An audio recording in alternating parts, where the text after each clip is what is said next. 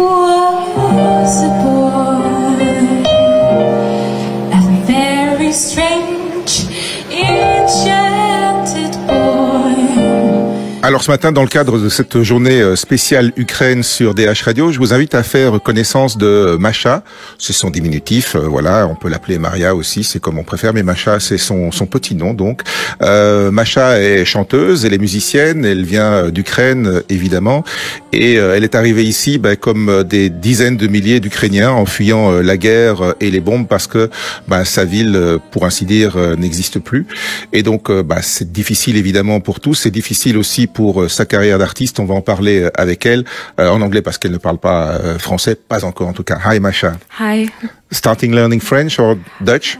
Probablement le néerlandais parce que je pense que je vivrai dans la partie flamande de la Belgique. Okay, it could be useful. Yeah, very. Tu es donc arrivé il y a quelques jours. Tu as quitté l'Ukraine après quoi? Une semaine? Oui, c'est ça. Je suis restée pendant une semaine. On s'est caché dans un sous-sol pendant tout ce temps. Puis je suis arrivée ici le 10 mars. Depuis, nous avons dû passer la procédure d'enregistrement. Je prenais soin de mes parents aussi. Je les emmenais dans leur nouvelle maison, leur nouvelle famille, et nos nouveaux amis belges nous ont beaucoup aidés. Yeah. Ça a dû être une expérience si terrible. Vivre une semaine sous les bombes, c'est quelque chose que nous, on ne peut même pas imaginer. We cannot imagine. Je ne le souhaiterais pas, même à mon pire ennemi. C'est une chose de le voir aux infos ou dans les films, mais quand tu ne dors pas pendant plus de 5 jours à cause des bombes, c'est très dur.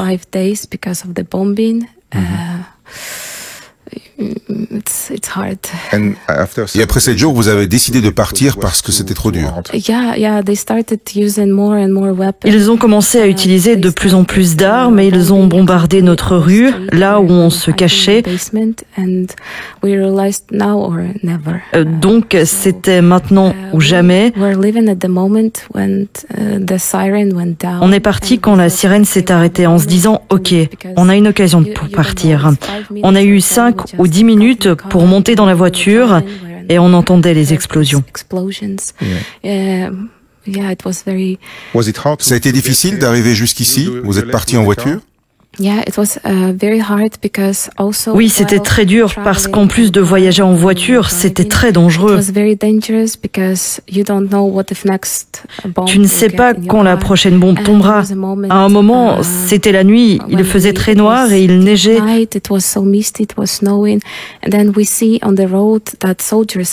Et on voit sur la route des soldats qui nous font des signes et on ne savait pas s'ils étaient ukrainiens ou russes. Donc on s'est dit, on est foutus. Parce qu'ils arrêtaient tout le monde. En fait, ils nous ont dit « éteignez vos lumières » parce que les avions russes qui survolaient la zone pouvaient nous voir. Vous avez fui par la Pologne? On est passé en voiture par la Moldavie, la Roumanie, la Hongrie, tous des pays européens avant d'arriver en Belgique. En fait, j'ai un petit copain ici en Belgique et son frère et lui sont venus nous chercher en Moldavie en voiture. Okay, great. So you are a musician, you're a singer? Yeah. Tu es musicienne, tu es chanteuse. Alors on a regardé sur Internet, on voulait voir à quoi ressemble, comment sonne la musique ukrainienne, et on était un peu embêtés parce que c'est très techno. Et puis on a vu tes vidéos, tes chansons, plutôt jazz, et c'était cool. Quelque chose de différent. That's something different. I'm in love with jazz since I was... J'aime le jazz depuis que je sais marcher. Quand j'étais toute petite, c'est grâce à mon père qui était aussi musicien. I discovered a world of jazz when I was little, and I'm in love with it. J'ai donc découvert ce monde très jeune et je l'aime parce que le jazz peut détendre n'importe qui. C'est une musique géniale. Ça n'a pas trop aidé dans ce cas-ci.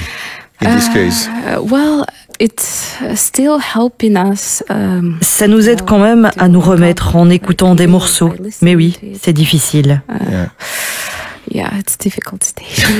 Tu dors mieux maintenant ou c'est encore difficile? Un peu mieux. Le truc, c'est que comme chaque personne qui revient d'une zone de guerre, on réagit plus vite à toutes sortes de sons. Ça peut être le voisin du haut qui marche, le tram, n'importe quoi. Tu répètes toujours, tu pratiques le chant dans ta nouvelle maison.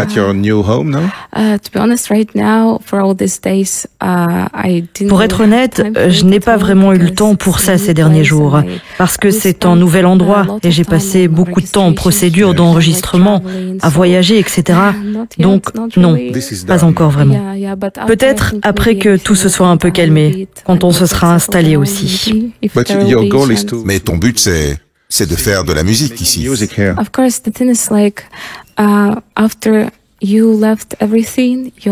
Bien sûr, le truc c'est qu'après avoir tout quitté, ta maison a été bombardée, ton pays est à feu et à sang, tu as besoin de quelque chose qui te donne de l'espoir.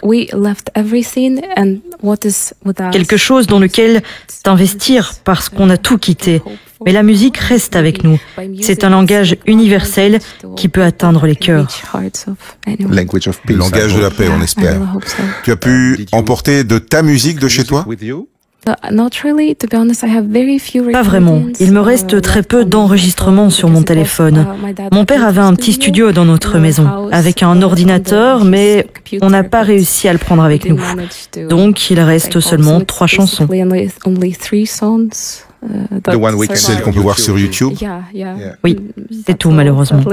Quels sont tes projets maintenant pour les prochains jours, les prochaines semaines? J'espère qu'on trouvera un groupe de jazz pour essayer un truc ensemble et aussi amener mon père dans ce groupe pour peut-être jouer quelque part, n'importe où, juste autant que possible. Voilà, le message est passé. N'importe quel style, plutôt jazz ou pop aussi? Ça peut être de la musique latine, n'importe quel style, un peu lounge en fait. Mais pour être honnête, mon père peut jouer n'importe quoi et moi je peux m'adapter et improviser. Tout est possible. De la bonne musique. C'est quoi le paysage musical en Ukraine? Pour être honnête, nous les Ukrainiens, nous sommes à fond dans la musique. Ça peut être tous les styles. Nous sommes une nation chantante.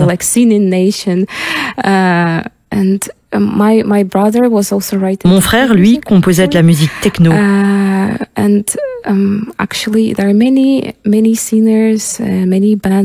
Il y a aussi beaucoup de chanteurs, beaucoup de groupes qui tournent dans le monde. Beaucoup de gens connaissent la musique ukrainienne. Je pense que c'est quelque chose dont on peut être fier.